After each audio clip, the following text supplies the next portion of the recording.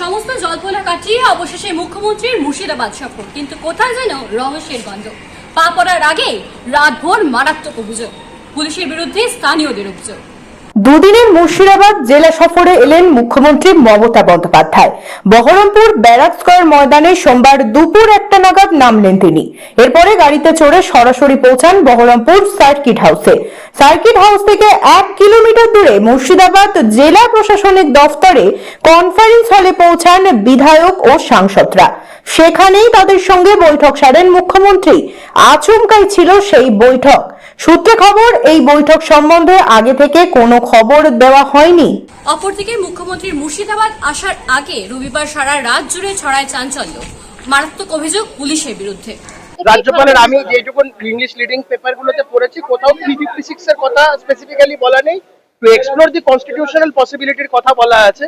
রাজ্যপালকে ধন্যবাদ, তিনি ground level সিচুয়েশনটাকে assess করে যা ঘটনা সেই কথা তুলে ধরেছে। আপনারা সকলেই জানেন এই যে পরিবার এখন আছে, এরা ভিকটিম ফ্যামিলি, কিন্তু ভিকটিম ফ্যামিলির সাথে কালকে যেভাবে আচরণ করা হয়েছে, দরজা ভেঙে পুলিশ প্র্যাকটিক্যালি কিডন্যাপারের কাজ করেছে। মুখ্যমন্ত্রীর মুখ দর্শন এরা করতে চায় না, পরিবার করতে চায় না, তাই জোর জবরদস্ত মুখ্যমন্ত্রীর সামনে হাজির করানোর জন্য কালকে যেভাবে পুলিশ গুন্ডাদের ভূমিকায় অবতীর্ণ হয়েছে।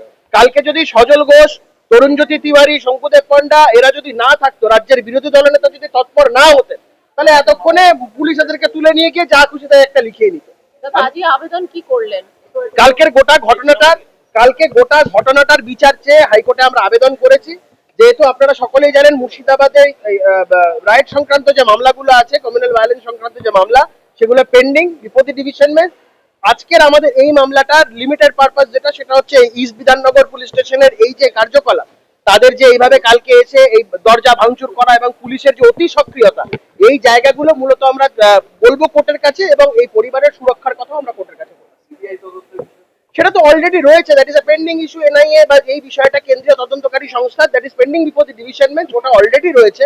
সাথে সাথে এখানেও আমাদের সেই বক্তব্য থাকবে, সেটা 3টের সময় আছেও। এবং আমাদের এখানে মূলত কালকের পুলিশের অতি সক্রিয়তাটা আমাদের মূলত আজকে বিচার্য বিষয়। মুর্শিদাবাদে ঘটেছে, তাই মুর্শিদাবাদে 356 হবে।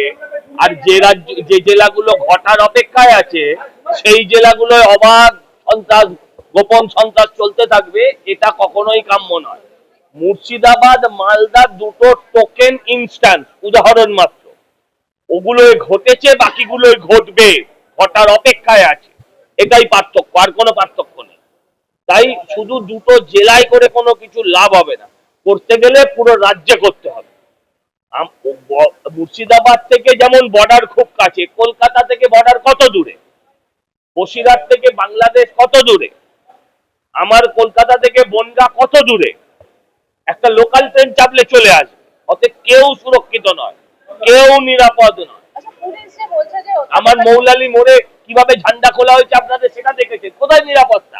আমরা সুখকরিতা চাই, আর আমরা বিএসএ ক্যাম্প চাই। আমরা এই প্রধানের উপর, মন্ত্রীর উপর আমাদের নেই, রাজ্যপালের উপর কোনো ভরসা নেই। আমরা বিএসএ ক্যাম্প চাই। ফুটে এইসবই করতে, হ্যাঁ, নিরাপত্তা চাহার লেগে করতে এসেছি। আমরা বিএসএ ক্যাম্প চাইছি। কালকে যে বাড়িটায় ছিলাম, সে বাড়িটায় দেখে নিলে, দেখে একবার বলছে কি যে জানলা খুলে দেখলে, আমরা ঘরে বসেছিলাম সবটি মিলে, যে বলছে কি তো এখানে সব আছে, এখানে আছে, বলছে দরজা খুলো, তো তোমাদের বিপদ আছে। যে কি করলে একবার 2-3টা দরজা ভেঙে দিল।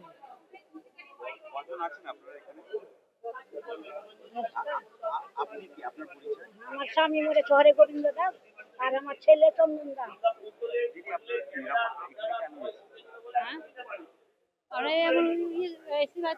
চাই আর বিএসএফ ক্যাম্প চাই, আর কেন্দ্র পুলিশের ভরসা করি না। আর যদি ভরসায় যদি করবো, কত কত ফোন হচ্ছে, চলে এলো তো আমার স্বামীও খুন হতো, আমার শ্বশুরও খুন হতো না। মৃত্যু হওয়ার পর 4 ঘন্টা পর পুলিশ প্রশাসন এসছে, 4 ঘন্টা পর।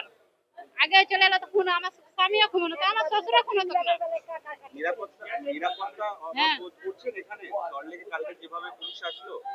কালকে তো মানে জানলা এসেছে, জানলা যেতে আছে, আমরা কাছে দরজা খুল, দরজা খুললাম, দরজা কেন খুলবো না? তো এই দরজা যদি না খুলে তো বিপদ আছে, তা আমরা দরজা খুলিনি।